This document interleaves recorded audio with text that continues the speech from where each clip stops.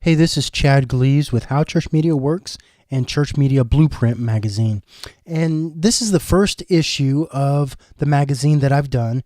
And just to give you an overview of what's going to happen here, if everything works out in the first issue, I will continue to interview churches and their media team and interview how they do church media, ranging from how they run their service, how they do their workflow from week to week, and what equipment makes them successful, and then their goals, find out what their goals, how they're reaching people, and what's working and what's not working for them.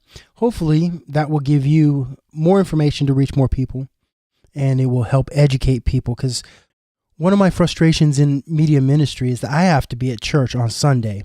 So that means I can't get out into other churches to find out what's going on. And I really can't tell what's going on just by watching a broadcast, not all the time. So hopefully I can pull back the veil and give you that sneak peek into other churches so that you could become better at what you do. So I'm just going to start off, and I'll be interviewing myself. Next time we do this, I'll interview somebody else and I'll ask the questions, they'll answer it. So just to tell you a little bit about myself and how I got started in the media ministry, I started editing videos, doing graphics design back in 2000, 2001. My first video was just a vacation Bible school video with a bunch of friends. I didn't even edit the video then. The other guys did. So I was just an actor, and I helped do a little bit in the script, not a whole lot. And then I shot the video, and then somebody else edited it. And then from there, I just enjoyed the editing process, the shooting process, and finally got enough attention after talking with people that I got hired on at a graphics agency in Wichita Falls, Texas. And, Jerry Neighbors down there was so kind. He brought me on board for about a year. So during that time, I learned how to do 30-second and 60-second commercials, long videos, and was shooting them, editing them for the company. And I was a youth minister, so I left my church, First Baptist East, and left. And when I came back, they decided that they wanted to start a media ministry, and they approached me and said, "Hey, would you mind running this?" And so here's how I started. I started with a card, one of those just tables and a computer. That was it. And it hooked up to the screens, VGA, and they had just installed these projectors and screens in the time I'd left and when I came back. So that's what I started with. It was one computer and two screens. And so that's how I got started. I ended up volunteering for several years before they hired me on full time. Well, over the years from 2000, they took me on part-time. So in 2005, they took me on part-time and then full-time in 2006. And I began to build, they gave me a budget, and I began to build the ministry over time. Every year I'd add new equipment. They gave me about $8,000 to $10,000 a year to add to the ministry up there. When I first started out, the whole goal was just to make the videos that I show on Sunday morning better. There was no live broadcast. There was no external. It was just focused on the two screens that were in our auditorium. By the time I left in the spring of 2014. Let me tell you a little bit about my ministry and how many people I've been able to serve. On any given Sunday morning, we would average around 450 to 500 in our Sunday school. We never really counted our two services. We had one Sunday school. We had two services, Sunday morning, 8 o'clock, and we had an 10:55, just before 11, we had a service. On those services, we would average anywhere for a day, we would have, 600 to 700 people. But we never counted them because they made a decision. The pastor made a decision at the very beginning of the church formation. Our pastor had been there 35 years.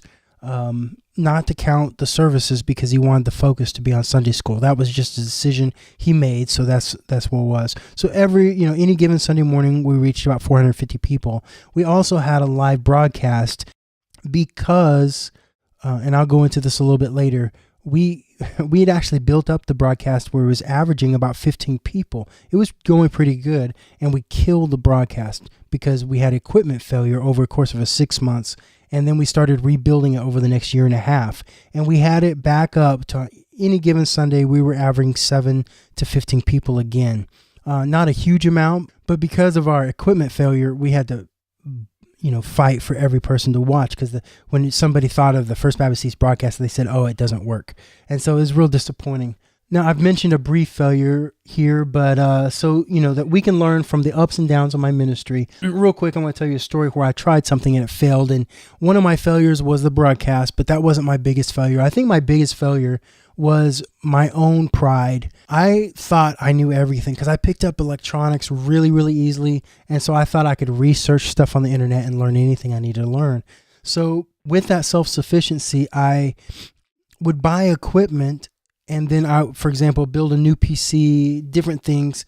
And the equipment just wouldn't work like I wanted it to. And I kept rebuying the same equipment for several years of the ministry. So my ministry never really got bigger or better because I was constantly rebuying equipment. And when I figured out that if I would buy equipment that was specific for the job, if I wouldn't try to build it myself, if I would get outside of myself and allow other people's input, my ministry began to grow. So that was my biggest failures for the first 5 years probably. I would spend $8,000 to $10,000 a year and I would respend it the next year. So my ministry really didn't change or grow during that time. And I feel embarrassed. There I was. Basically, I wasted $50,000. And it was really embarrassing for me.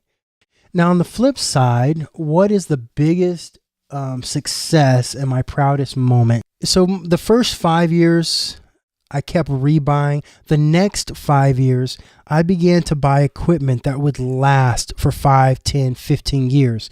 And the way I did that was instead of buying a PC to do everything, which I thought, PC will cover all my bases, it's cheaper. I began to buy equipment that was specifically there to do its job. And so if I wanted to record a message, I bought a recorder. If I wanted to record a DVD, I bought a DVD recorder.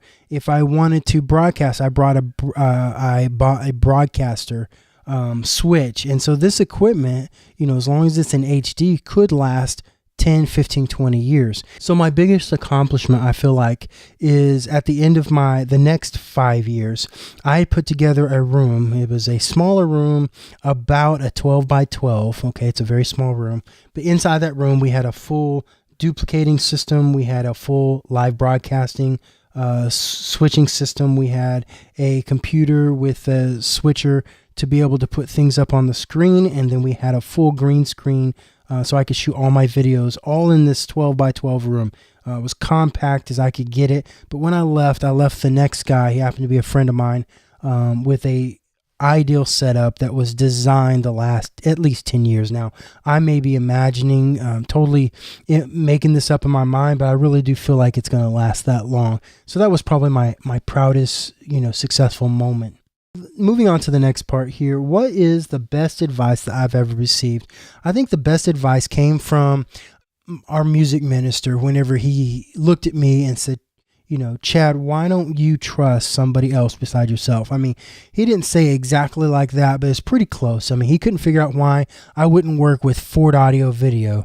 And my whole mindset was, well, they charge too much because I can go out and buy a system for a fraction of the cost. But what I learned over time is that they know what they're doing. They have margins they meet, and they actually were pretty competitive across the board. And yes, I could have built a system that would beat them on price, but whenever I talk about 5 or 10 years down the road, and I would have to rebuy after rebuy after rebuy, it ended up being the same price.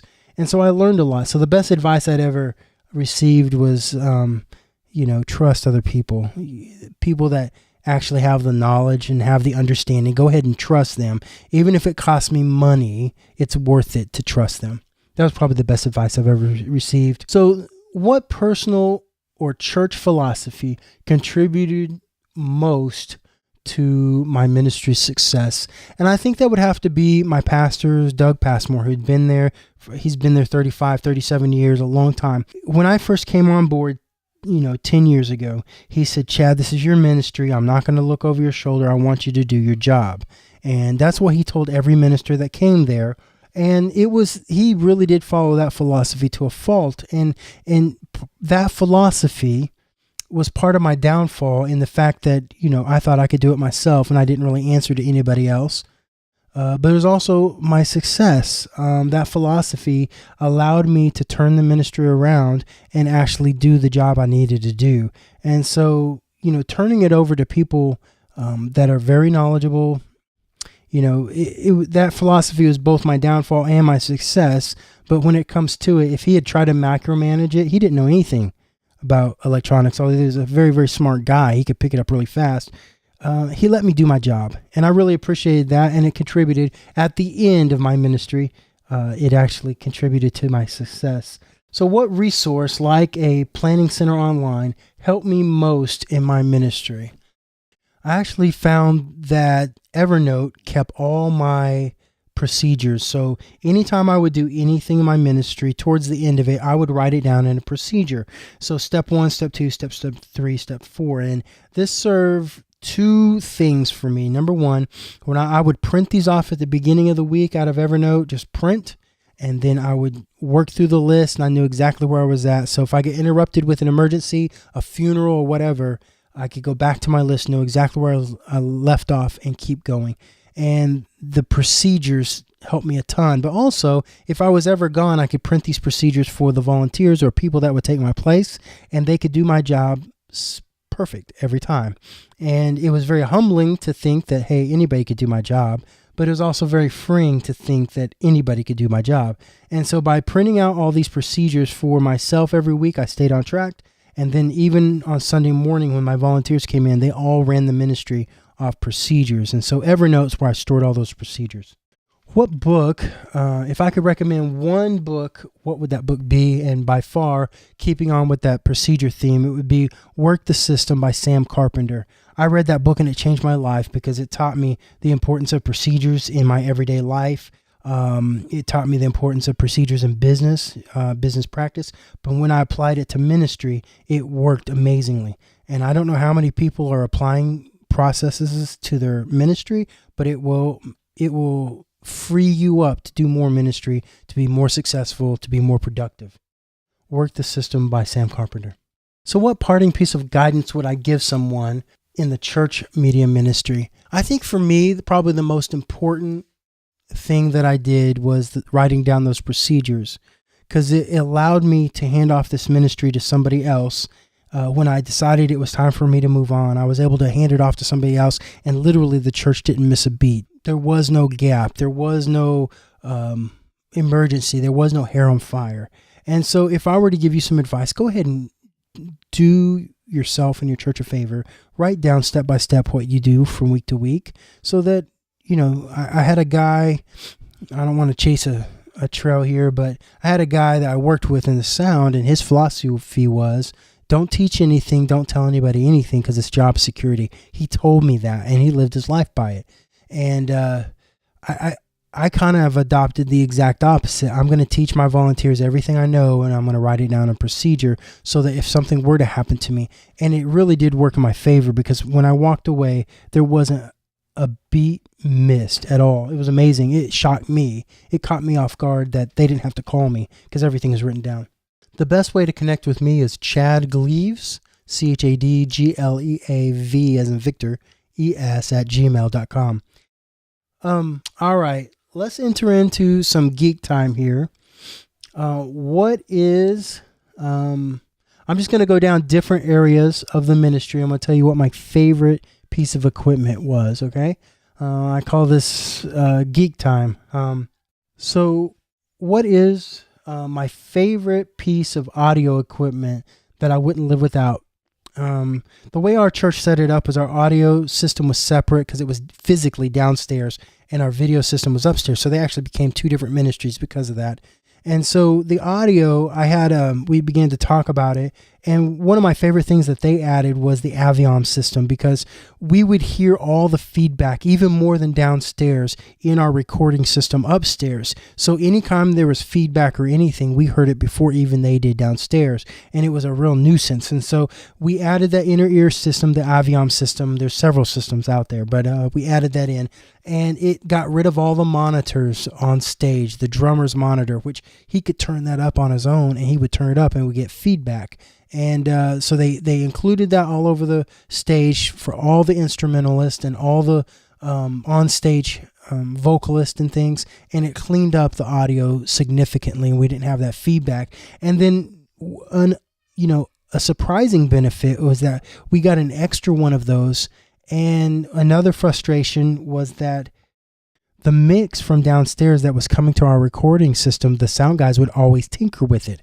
And we would get so frustrated because we couldn't control it downstairs. And what we did was we added one of those in-ear monitors from Aviom, the little mixers. They've got a 16-channel mixer, and we were able to mix the 16 channels we needed upstairs using that little mixer. And all we did was we actually put tape over the auxiliary we were coming out, and we only turned on the 8 other channels that we rarely use, so we could turn that down. I don't know if that makes sense, but basically the 16 channels that we used all the time, like the pastor and the vocalist and the choir and stuff, came through on the 16 channels, and we mixed it. So that Aviom system solved 2 of our problems. One, the feedback that we were getting, and number 2, we were able to mix our own mix upstairs. It was pretty cool. What is my favorite piece of video equipment, live video broadcast equipment that I couldn't live without? I'd have to say that was the Teradek Video. It's HDMI in, and it broadcast out. And the reason this is so significant, I vaguely talked about this at the beginning. This thing's about the size of a credit card. It's a little bigger than that, but it's real small. It's more the size of an Apple TV maybe. And it costs $6.99, so it's the same price as a small computer. And when I got that, our broadcast was stable for the first time in 6 months. What had happened is that we had a Mac, which is supposed to be perfect, right? And we were broadcasting with it. When Apple included this, whatever's on the front of the screen, everything else in the background goes into some kind of sleep mode. Well, the broadcast software had trouble with that. Now, I don't know how other people are getting around it. We never could. I called Apple, I called different places, and we never could get it fixed. So broadcasting from a Mac was almost impossible. And I went over to get this machine, this Teradek Video, and we never had another problem broadcasting. And you just simply push record, and it starts recording, it sends it out. It's amazing. So what is my favorite piece of video editing equipment that I could not live without? I use Final Cut Pro and Motion together, but the thing that I can't live without is probably motionvfx.com. If I have a project, I'm including the $49 in the cost of the project, and I go get a template so that I can start editing with some really cool stuff to begin with. So that's my resource that I could not live without. So what is my favorite piece of website software or website that I could not live without? I like WordPress a lot. The functionality of it, the templates that I can buy. WordPress is the website software that I use. I love it, and that's what I use from day to day.